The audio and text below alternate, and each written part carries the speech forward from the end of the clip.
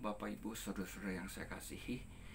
Mari kita kembali mempelajari kebenaran firman Tuhan yang kali ini terambil dari Mazmur 25 ayat 3. Mazmur 25 ayat 3 saya beri judul Jangan Berkhianat.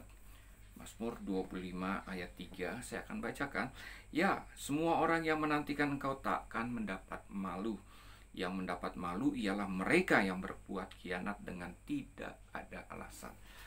Bapak Ibu saudara-saudara yang saya kasihi, ya, kata menantikan di sini bukan hanya sekedar kita menantikan ya kedatangan seseorang yang sebenarnya kita nggak harapkan untuk datang, ya. Bukan hanya sekedar kita menantikan ya ada satu acara atau kita menantikan ibadah akan dimulai, ya. Kita berdiam diri sambil menunggu waktu untuk datangnya event tersebut, ya, kedatangan tamu atau kita menantikan ibadah dan lain sebagainya, ya. Tetapi kata menantikan di sini adalah benar-benar ya bukan hanya kita pasif tetapi aktif. Kita mempersiapkan segala-galanya untuk seperti kita sedang menantikan seseorang yang kita rindukan, ya.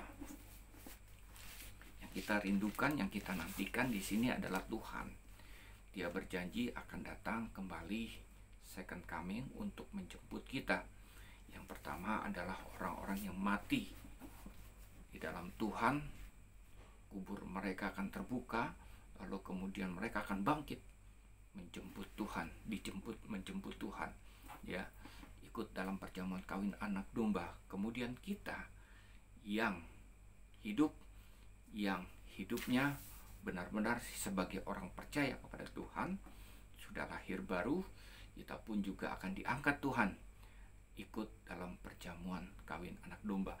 Event kedatangan Tuhan Yesus Kristus ini kita nantikan dengan aktif, secara aktif, bukan dengan secara pasif.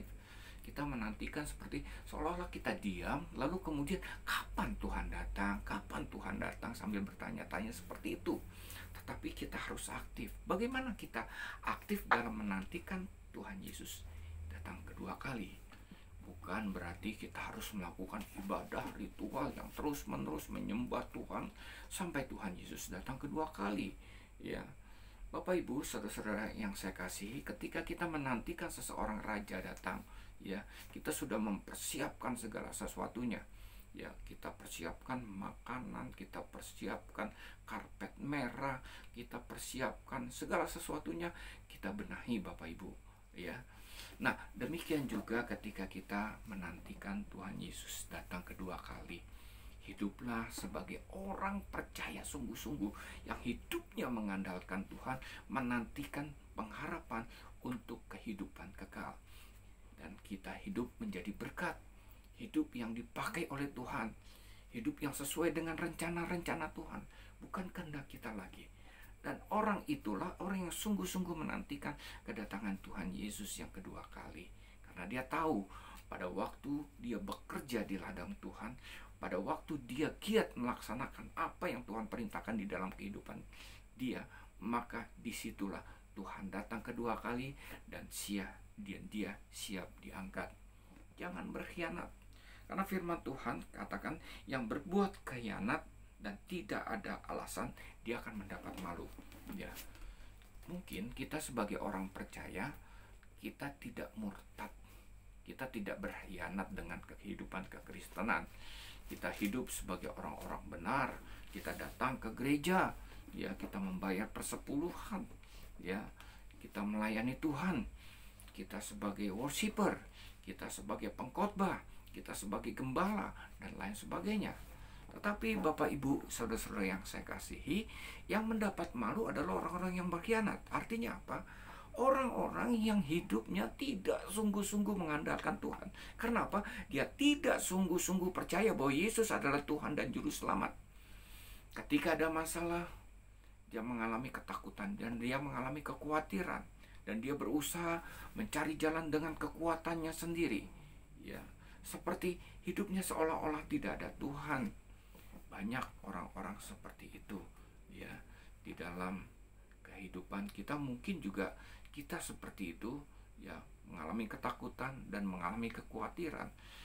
Ketakutan dan kekhawatiran datang itu sifatnya manusia. Tetapi sebagai orang-orang percaya, ketika kita dilanda ketakutan dan dilanda kekhawatiran, artinya kita tidak sungguh-sungguh percaya kepada Tuhan. Pasti ada ketakutan, kekhawatiran ketika kita sedang menghadapi bencana di dalam kehidupan kita, ketika kita menghadapi permasalahan di dalam kehidupan kita.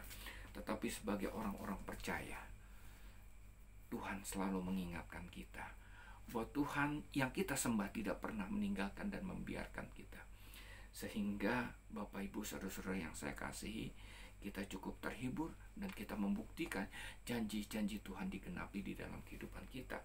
Dan kehidupan kita adalah kehidupan yang dipelihara Tuhan. Bapak Ibu saudara-saudara yang saya kasihi, kita melihat bahwa tangan Tuhan selalu ada di dalam kehidupan kita. Di dalam setiap perkara kehidupan kita, Tuhan menyertai kita.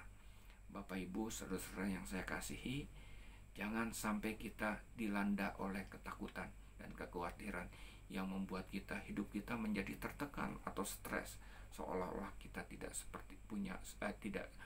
seolah-olah kita seperti tidak punya Tuhan. Ya, Bapak Ibu saudara-saudara yang saya kasihi, itulah artinya berkhianat. Ya, berkhianat kepada siapa Tuhan itu yang kita miliki. Berkhianat katanya orang percaya, tapi tidak hidup sebagai orang percaya yang sungguh-sungguh hidup mengandalkan Tuhan. Bapak Ibu saudara-saudara yang saya kasihi, marilah kita belajar untuk menantikan Tuhan. Ya, menantikan bahwa kedatangan Tuhan Yesus Kristus itu sudah dekat. Saya percaya itu, tetapi bukan menantikan dengan ketakutan dan kekhawatiran, tapi tetap giatlah ketika kita menantikan Tuhan itu bekerja di ladang Tuhan. Tetap giatlah untuk melakukan atau berpekara dengan Tuhan. Tuhan mau memakai kehidupan kita, siapa saja orang-orang percaya, bagi kemuliaannya. Banyak jiwa-jiwa yang belum mengenal Yesus, banyak jiwa-jiwa yang sudah datang ke gereja tapi belum percaya kepada Tuhan. Inilah tugas kita sebagai orang-orang percaya, membawa mereka untuk datang kepada Tuhan, menjadikan Yesus sebagai Tuhan dan Juru Selamat, dan hidup sungguh-sungguh mengandalkan Tuhan dan hidup percaya kepada Tuhan. Inilah tugas dari setiap orang-orang percaya, bukan hanya sekedar kita menantikan kedatangan Tuhan Yesus kemudian hidup di dalam ketakutan dan kekhawatiran seperti seolah-olah Tuhan itu tidak hadir di dalam kehidupan kita. Tuhan memberkati. Shalom.